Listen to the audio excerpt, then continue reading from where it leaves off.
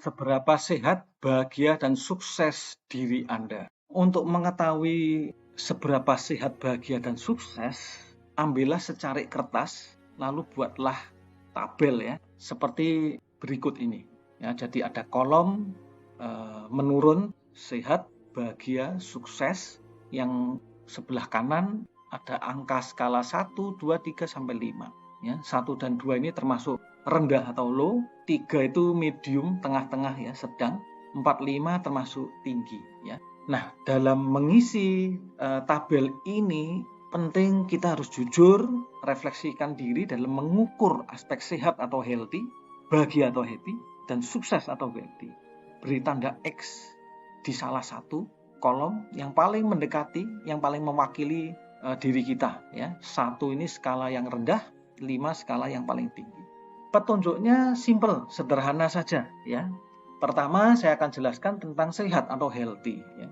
Skala 1 ini kalau Anda sudah memiliki penyakit yang termasuk kronis lah ya. Penyakit jantung, hipertensi, diabetes, ginjal, liver ya. Tekanan darah tinggi, yang itu termasuk penyakit kronis ya. Saya cuma penyakit tekanan darah tinggi biasa ya, tidak ada penyakit yang serius lain.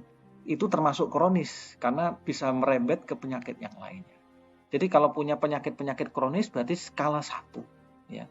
Artinya secara healthy, hati-hati nih. Kita harus jujur kasih angka 1 gitu. Angka 2 skala 2 ini tidak memiliki penyakit kronis, namun tubuh sering sakit karena daya tahan tubuh tidak baik. Ya, rutin konsumsi obat. Ya, kalau saya meriang seperti ini, saya harus minum obat. Kalau saya habis kena hujan, kecapean perjalanan, misalkan nyetir naik mobil keluar kota, mesti sakit. Langganan nih obat. Jadi kalau sudah ada langganan minum obat kimia begitu ya, walaupun belum punya penyakit kronis, ya belum sampai kronis, itu tulis skala 2. Skala 3 ini secara umum Anda ya Bapak Ibu masih sehat, bisa beraktivitas normal, bahkan bisa bekerja keras. Kalau pas lembur, ekstra ya, mengejar target, oke, no problem ya. Sakit jarang ya, tapi kadang-kadang ya wajarlah sakit, minum obat. Intinya secara umum sehat dan jarang sakit. Ya, Anda sudah termasuk medium ya, skala nomor 3.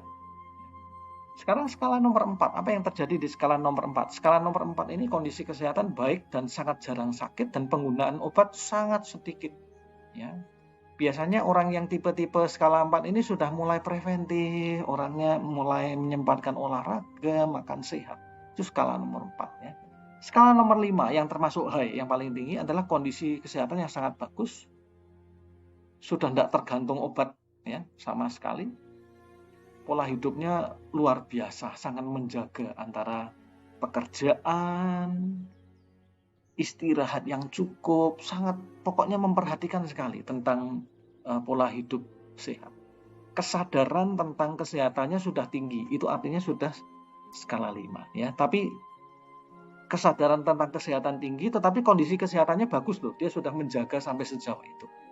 Ya, bisa jadi orang yang sudah menyadari tentang kesehatan, tetapi sudah terlanjur nih, ya dia sudah terlanjur punya penyakit kronis, yaitu skala 1, jangan pilih skala 5. Nah, berikutnya kita ngomong tentang kebahagiaan atau happy.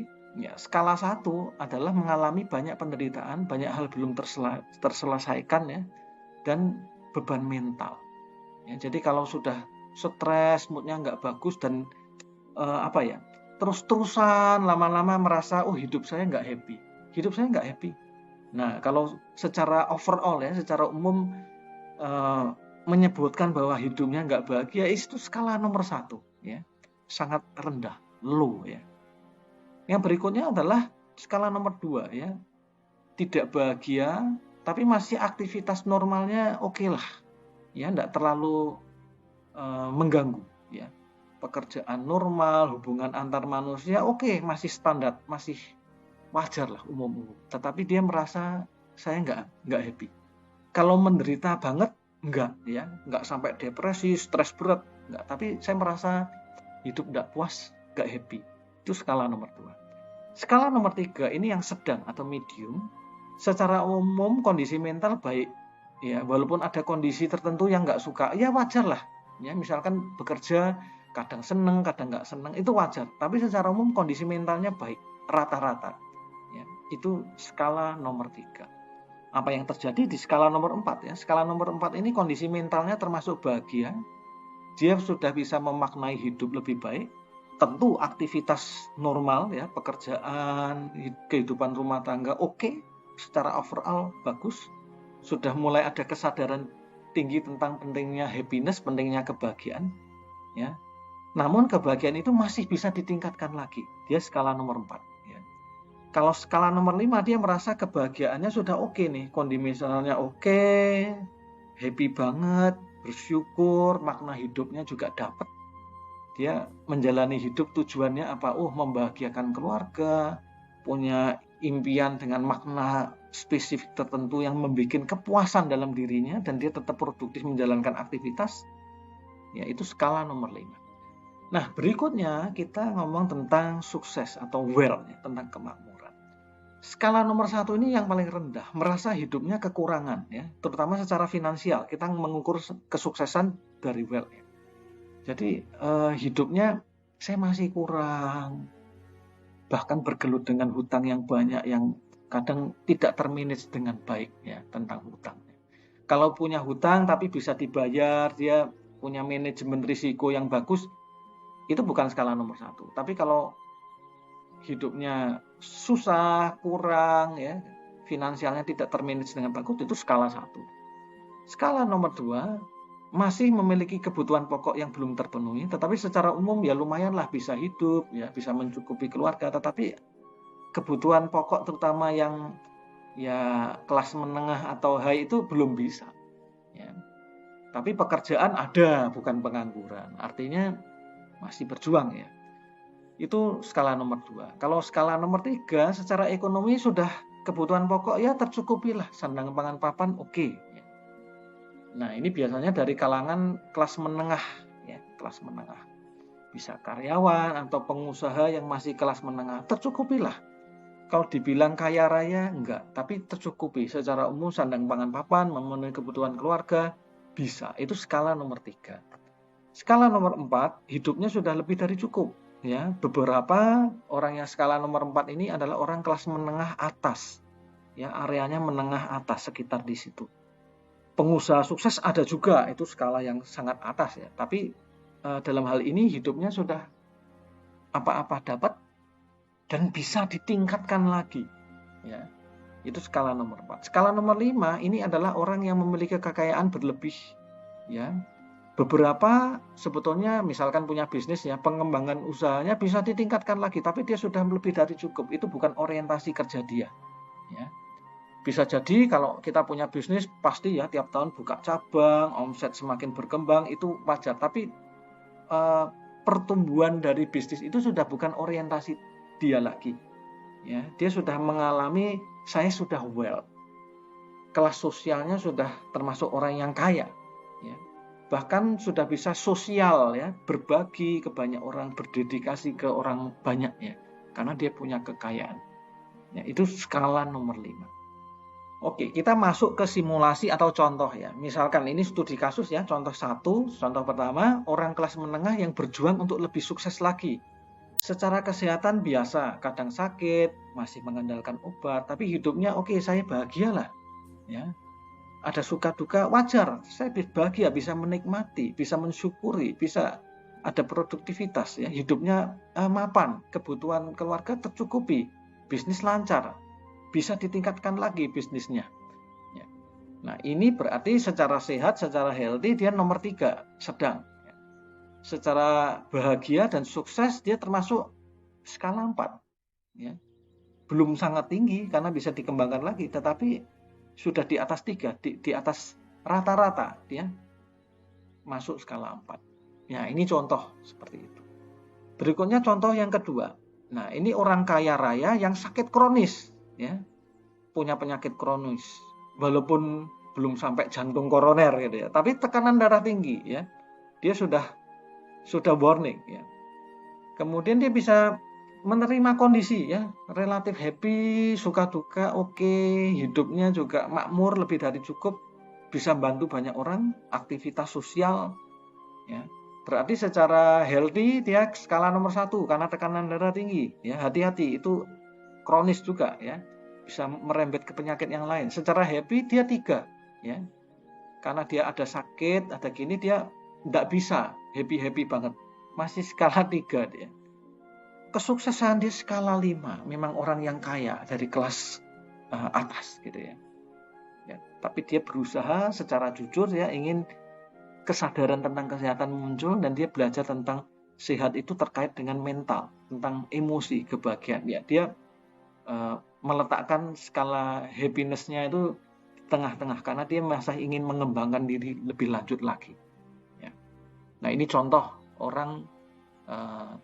orang kaya yang sakit kronis, kondisinya seperti ini ya. Berikutnya adalah seorang pebisnis yang hidupnya seimbang. Wah, ini ideal ya. Kesadaran tentang kesehatannya oke, kesehatannya bagus. Sejak awal dia menjaga sekali, walaupun kaya ya, tapi dia nggak jor-joran lah istilahnya. Mentang kaya makannya ngawur, enggak. Dia menjaga sekali, ya, punya gaya hidup sehat. Dia punya visi dan tujuan hidup yang berarti, dan itu diterapkan dalam bisnisnya. Bagus, happiness, kebahagiaan diterapkan dalam bisnisnya. Punya karyawan, menjalin relasi yang bagus, ya, punya visi misi yang oke, punya hasrat berprestasi, ya, singkat kata hidupnya sukses dan bahagia. Tapi dia tidak puas, dia masih ingin mengembangkan diri dalam hal kebahagiaan, dalam kesehatan, dan kesuksesan bisnisnya bisa dikembangkan lagi, karena itu masih orientasi hidupnya dia ya. Sehingga faktor sehat, bahagia, sukses itu di skala 4 ya. Contoh lagi, contoh keempat adalah seorang kelas bawah yang sedang berjuang. Hidupnya relatif sehat, rata-rata oke lah ya, pernah sakit, kadang minum obat wajar, tapi secara overall masih sehat. Dia berjuang meraih kesuksesan karena kehidupan finansial yang sekarang kurang memuaskan dan dia ingin lebih ya. Walaupun kebutuhan keluarga oke ya, dia sedang berjuang, punya kondisi tubuh yang sehat, bahagia, mengejar, mempush untuk meraih kehidupan finansial yang lebih baik. Mungkin orang ini sedang berjuang merintis bisnis dan ingin sukses dalam berbisnis. Kalau seperti itu skalanya adalah untuk sehat skala 3, bahagia skala 3, untuk sukses dia masih skala 2 karena masih berjuang. Nah, dari contoh-contoh kasus itu sebetulnya kita semua ada kebutuhan berjuang. Ya, mungkin kita berada di kelas bawah yang sedang berjuang, ya, yang akan bertransformasi, ingin menjadi seorang pebisnis yang hidupnya seimbang, ingin menjadi skalanya 4-4-4. Dan nanti dikembangkan lagi, semua orang pasti ingin hidupnya balance ya, seimbang, sehat, bahagia, sukses di skala 5, 5, dan 5. Yang menjadi pertanyaan, bagaimana caranya memaksimalkan 3 aspek penting tersebut menjadi bahagia, sehat, dan sukses ya. 3 hal ini harus didasari suatu konsep yang namanya self-management dan self-regulation. 2 hal ini sangat penting ya, dan bisa diterapkan untuk meraih 3 aspek penting itu ya. Self management terkait dengan kemampuan kita mencurahkan perhatian, merencanakan sesuatu, upaya, dan untuk meraih kesuksesan dalam bidang tertentu. Self regulation adalah mengacu pada bagaimana kita mengelola diri kita, terutama mengontrol, mengatasi emosi kita, mengatasi konflik, dan lain sebagainya. Ini 2 hal yang mesti seimbang ya. Yang satu upaya meraih kesuksesan, yang satu adalah upaya supaya kita happy atau bahagia. Yang menjadi pertanyaan adalah apa kaitannya self management dengan self regulation, dengan 3 aspek yaitu sehat, bahagia, dan sukses. Ketika kita ngomong kesuksesan, itu tidak ada artinya dengan kebahagiaan. Ketika kita ngomong bahagia dan sukses, itu tidak juga ada artinya jika tidak ada kesehatan. Karena itu sehat, bahagia, sukses itu harus dijadikan satu paket lengkap. supaya hidup kita seimbang. Ketiganya ini bukan hal yang terpisah, tetapi satu kesatuan, punya porsi masing-masing, dan kita semua sebetulnya berjuang, punya cita-cita atau harapan, memiliki keseimbangan dalam hal sehat, bahagia, dan sukses. Inilah yang disebut sebagai the perfect balance, keseimbangan yang paling sempurna. Silahkan jangan lupa isi menilai diri dalam aspek sehat, bahagia, sukses dalam secari kertas dan direnungkan baik-baik.